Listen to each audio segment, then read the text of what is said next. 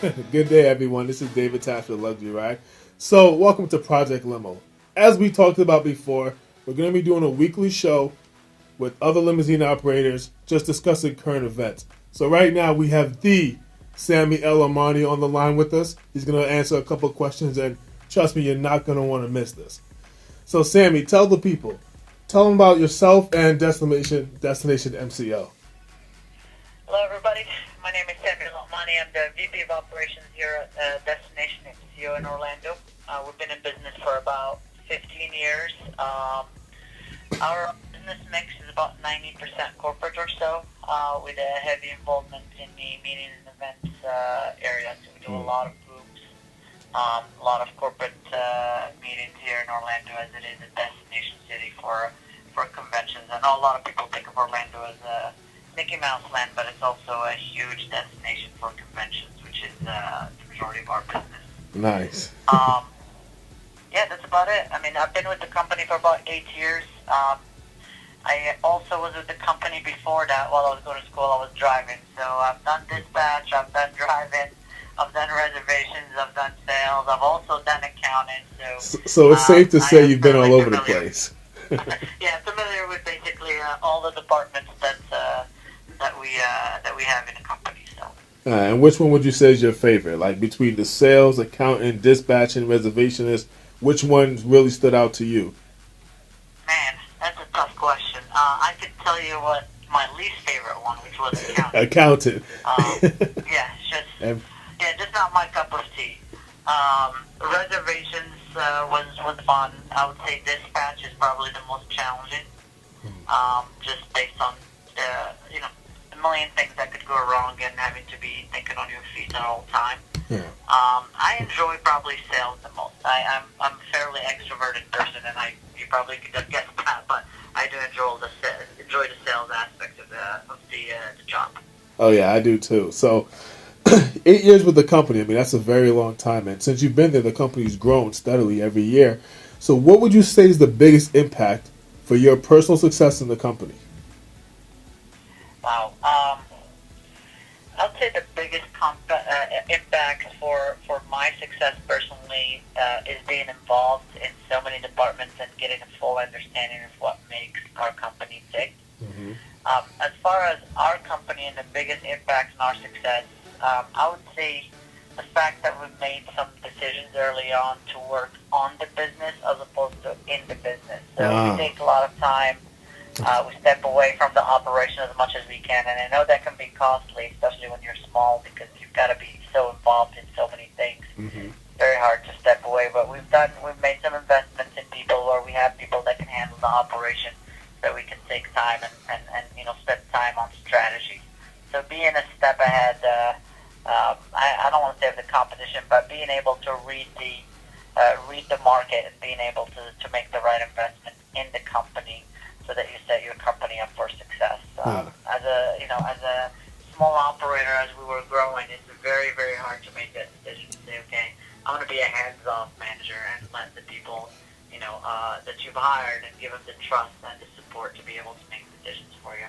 I would say it has had the biggest impact on us because it allows us to spend more time on strategy, and it also allows us to grow people, because if you don't step out, people don't have the room for growth within the company. That's absolutely right. I mean, I remember how big it was when when we started from just being a one-car operator to actually leave the car and let other chauffeurs drive your clients. I mean, that's a huge jump. And then once you actually get up to 10 cars and, you need to take a step back further to work on business development instead of being in the business day-to-day 24/7, it's your baby. You've grown this thing from day one. It's very hard to let go of the reins, but it's something you absolutely need to do for it to keep on growing and be successful. Exactly, and honestly, there is no manual for doing this. You know what I mean? You can't say, when I reach car number 10, I'm going to step out. It's a gradual thing. It has to do with hiring the right people. I can tell you that when you don't have the right people, it makes that decision even harder. Yeah. So it's hard as it is, even with the right people. But when you feel like you can't trust somebody that's your operations manager or your lead dispatcher, you can't leave them alone with with average day of trips. It makes that decision very, very hard. So Obviously, having the right people to back you up is very important because you're not going to be able to make that big jump and step away unless you feel comfortable with the people you have in-house. Yeah, absolutely. Now, being that it is 2017, what would you say is the biggest challenge your company is dealing with today? That's also a tough question, man. You're lining up these questions. That's what we do here. I would say two challenges, twofold. The first one, and I think everyone in the industry is dealing with, at least on the chauffeur side, but it's finding the right people, recruiting. We actually do have a full-time recruiter in-house, specifically because we're always looking for good people, and we're willing to make that investment to make sure that we're hiring the right people. I would say not only on the chauffeur end, but every position. You're probably not familiar with this, but Orlando is actually has had the number one, the highest percentage of growth in employment of any metro in the United States. Oh, that's fantastic. So it's good for it's good for employment, but it makes it very hard for us to find the right people, and you find yourself kind of always looking at pay, looking at your benefit package. Obviously, in Orlando, we're competing with the Marriotts, the Disneys of the world for hourly staff, and it's very hard to convince them to when they have a choice between a Marriott hotel, concierge at a Marriott hotel, or reservations at Destination Studio. We have to be very, I guess, very, what's the word I'm looking competitive. For? Very convincing, very competitive, but also it's a sales job for us to be able to bring in the right people. So that's one of the challenges. The other challenge, which is also, I would say the entire industry is facing, is trying to fight commoditization. It's more and more, a lot of the decisions are made in corporations by the purchasing department now. It's no longer the travel managers, which makes it very hard because purchasing departments usually are trying to commoditize the process and trying to compare apples to apples. In our industry, it's not always black and white.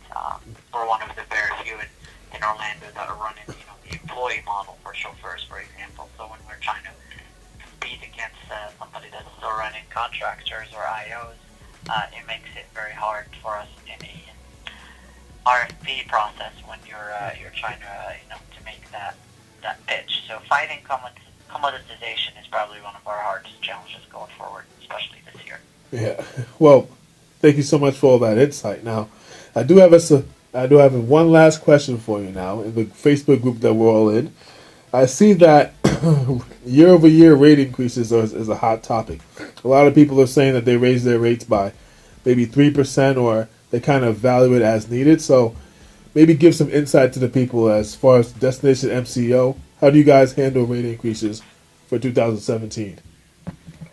Yeah, so I'll give you a twofold answer again. I would say that we were more, strategic about our rate increases.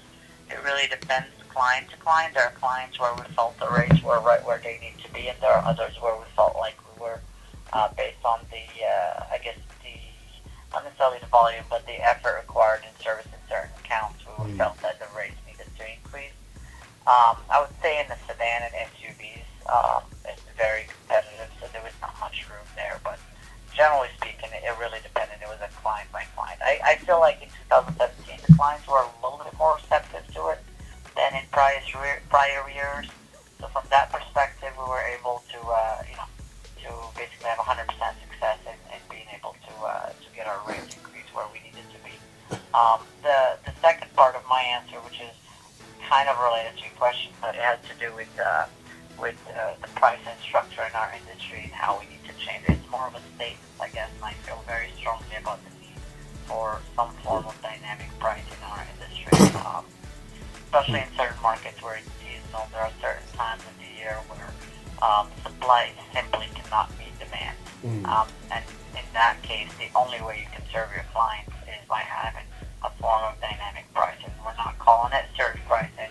That's an extreme form of dynamic pricing, but there are things that our industry can do to improve profitability simply by varying price by season, among other ways. I mean, there is a challenge when it comes to data, because to make a decision